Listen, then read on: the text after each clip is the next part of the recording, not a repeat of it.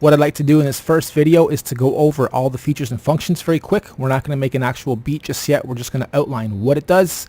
And we're also going to show you what you should do before you even start. I know you're eager to make these beats, but before you do, you got to tweak your PC. Otherwise, the app will freeze up on you more often than you'd like. You'll get really frustrated and you won't get as much out of this application as you should. Alright, so when you logged in to download, you'll probably have gone over this already very quickly and probably overlooked it as being not all that important, when really it's very important. The FAQ and support section in our members area, DUBturbo.com/members. This is the first thing you should do. Go through all 20 some odd steps here. Some of them are extremely intimidating and complex, so don't do them if you're intimidated by them and don't want to do them. But do as many as you can. And then underneath this, we have a whole bunch of FAQs answered from live scenarios from customers on how to tweak and how to improve the overall performance of DUBturbo so that you do get the most that you can out of this application. Okay, so let's go over everything very quickly in this first video, and then in number 2, we'll go through the drum machine and the keyboard and make an actual first beat. So we need to know that these 3 tools right here are your most important. Your pencil, your arrow, your pencil, and your eraser. First thing I usually do up here is your tempo. Double click on it, put in 90, and you just heard me trigger sounds. I'll explain what that means in a moment. Press enter. Now we're at 90 beats per minute. The first thing I usually do, okay, click on the pencil, and on layer number 1, just click once, anywhere in the first 4 bars here. If you just click once, you'll fill up these first 4 bars. Remember, we're at 2 bars right now. We just laid 1 in by just clicking. On layer 2, though, what I want you to do is click, hold, and drag from this side to this side, right to the very end, and you'll notice you fill it right in. So now we have 2 blocks. These blocks are actually what represent your bar counts.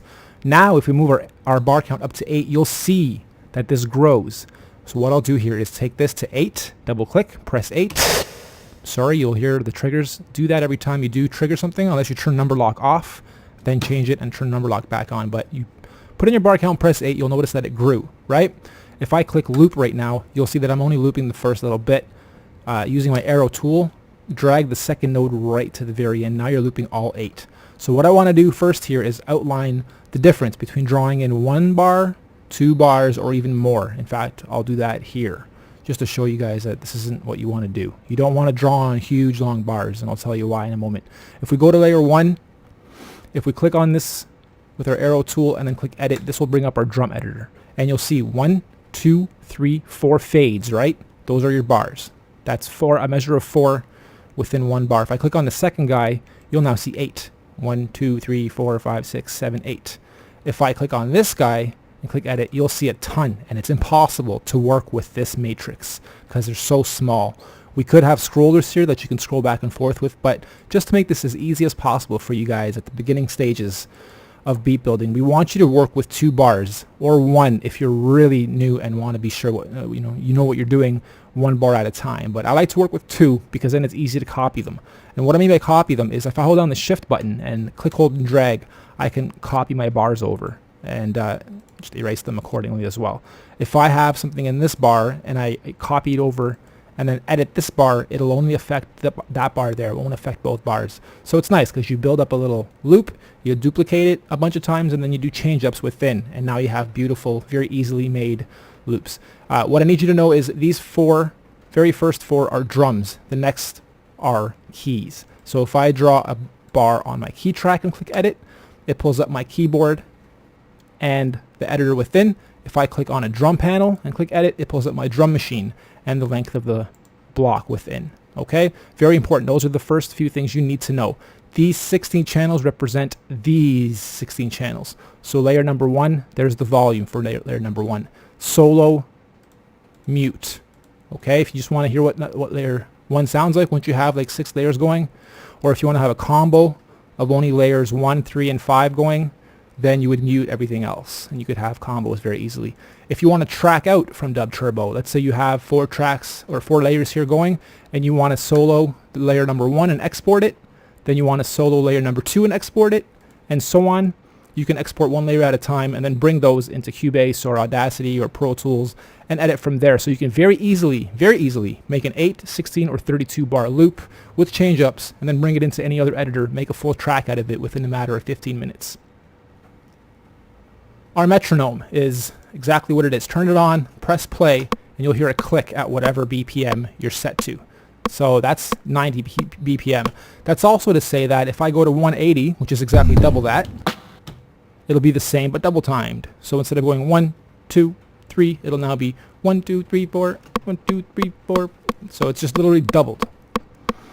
We'll explain how doubling works later on. It's basically like upping your quantizing. So instead of fitting in 4 per bar, you're fitting in 8 per bar, or 16 per bar if we doubled that again.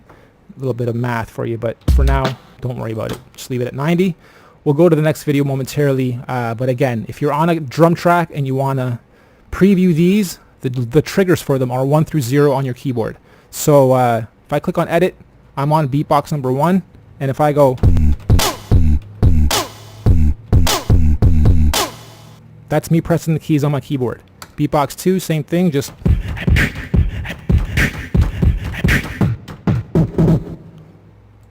3.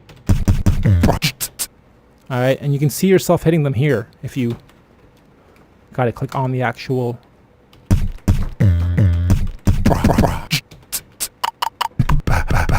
Alright, and then if you're on a key track, you click the letter Q, which is your very first, your second C, your first full octave. That's grayed out. Okay, and then if you click on edit here, click on the guy first, click on edit. You can go through the sounds by clicking on the arrows and then triggering with the letter Q. If it doesn't trigger, just click once on the keyboard, then use the keyboard that you type on. Or instead of clicking edit, you could have clicked on P, and that'll bring up this panel, which you can then scroll through each category and pick whatever sound you want right away.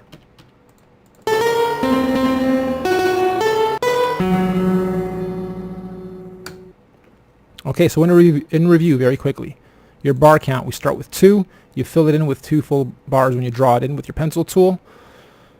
Your metronome must be on or off. When it's off, when you export it, make sure it's off, because if you export while it's on, it'll actually export the metronome as well. Silly little thing, but make sure that you export with metronome off. And the loop is very simple to get to know, and you'll probably be using that a lot too. If you're at 1 bar or 2 bars, and you have your loop on and it doesn't loop perfectly, don't worry about it. It's really not that big of a deal. No, this is a pro software, so we don't really worry about having 1 loop. Those other softwares that use just 1 bar looped, that's you know, worry about it there. Here, that first loop isn't really all that important. All you're trying to do is build a good feel for your vibe, then grow your bar count out to whatever and start building up your beat. From there, you know, it doesn't really matter. You can export 32 bars, import it into whatever else, and set up your choruses and verse structures very, very easily. Even with 8 bars, to be perfectly honest with you, even 2 bars, I could make a full track out of. Might be a bit limited, but you know, don't let that first little loop bit intimidate you, or the fact that you can't do 800 bars here. You really don't need them. In fact, most producers will only work with a limited amount of bars for their choruses and then for their verses. And we'll go through all that in the next video. So I hope you've enjoyed. That's your first little lesson. See you on the next video. Take care.